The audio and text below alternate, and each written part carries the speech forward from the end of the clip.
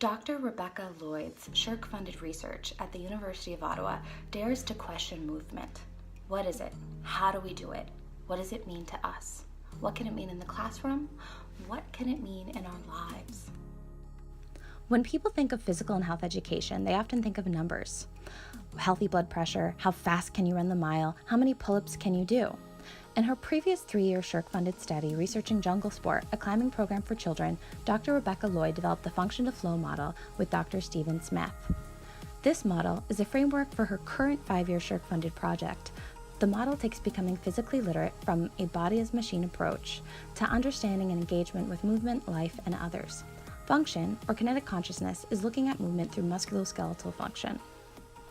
Then, form, or aesthetic consciousness, may be understood through fundamental movement skills. These skills can be reduced to techniques of, say, jumping for height. Next, feeling, or kinesthetic consciousness, is intricately linked to movement form. What is sensed and felt in positions, expressions, establishes a requisite self-awareness towards the onset of flow.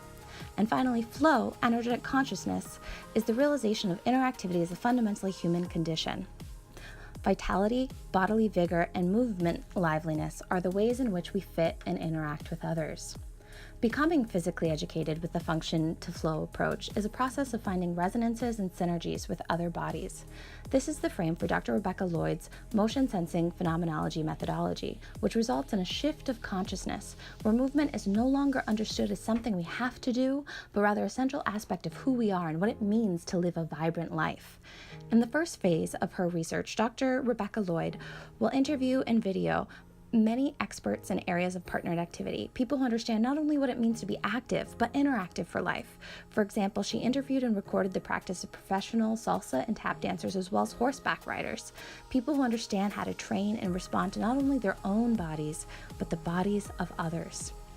The second phase of this project is to share this knowledge with those who aim to inspire and educate the everyday Canadian to become more active.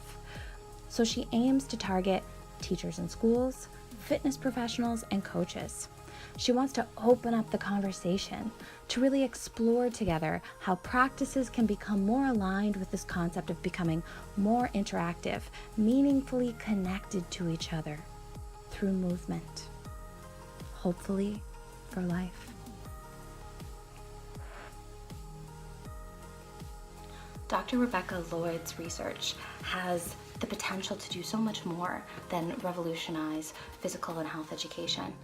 It can also change how we view our relationship with our bodies and how we then build our relationships with others.